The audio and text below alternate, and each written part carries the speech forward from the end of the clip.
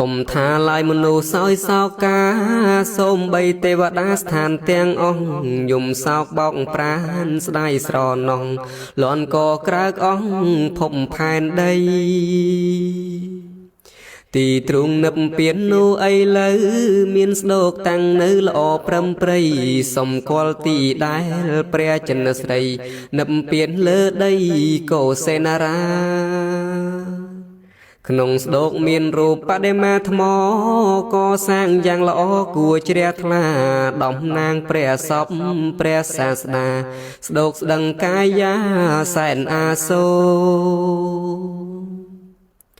អ្នកទៅដល់ពិតចិត្តដិតជាប់ឃើញដូចព្រះសពនៅជ្រងមានស្បង់ចៃវោថ្វាយផ្លាផ្ដោ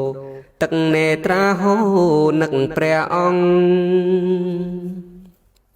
នឹកហាំងដូចជានៅ